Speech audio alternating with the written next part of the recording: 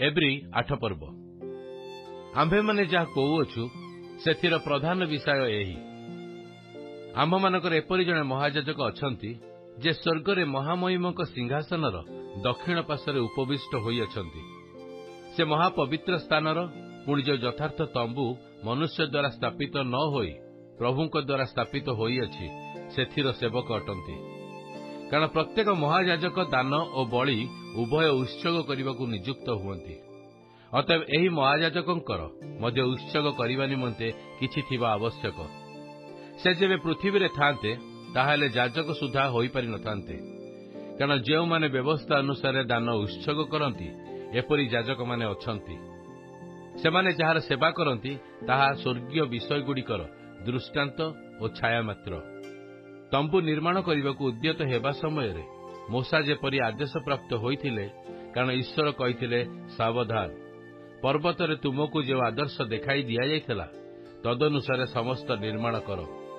किंतु एबे से जो परिमाण रे उत्कृष्टतर प्रतिज्ञा गुड़िक उपरे स्थापित श्रेष्ठतर नियमर मध्यस्थ होई अछंती सेही परिमाण रे मध्य उत्कृष्टतर सेवक पद प्राप्त होई अछंती।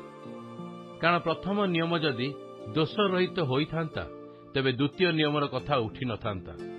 जेणु सेथिर दोष प्रकाश करी सेमानकु कहंती प्रभु कहंती देख समय आसुअछि जेतेबेले आमे इस्राएल वंश और जिहुदा वंश सहित गोटे नूतन नियम स्थापन करिबा।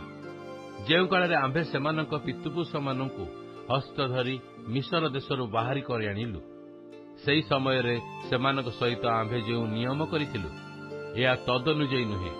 जेणु सेमाने आम्भ नियम रे स्थिर रहिले नाही आउ आम्भे सेमानक प्रति मनोयोग कलु नाही। यह प्रभु कहंती।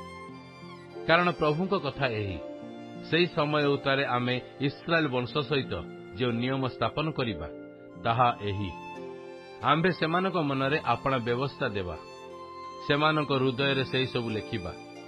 आम्भे सेमानकर ईश्वर हेबा सेमाने आम्भर लोक हेबे। पुणी प्रभुंकु जान बोली कही सेमाने प्रत्येक आपणा आपणा सहनगरवासी को आउ प्रत्येक आपणा आपणा भाई को शिक्षा देवे नाही। जेणु सान ठारू बड़ पर्यंत सेमाने समस्ते आम्भकु जानिबे।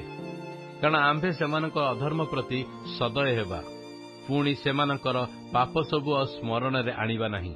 से नूतन नियम बोली कहिबा द्वारा प्रथम को पुरातन करि अछंती आउ जहा पुरातन और जीर्ण होई जाउअछि ताहा अंतर्निहित हेबार समय सन्निकट।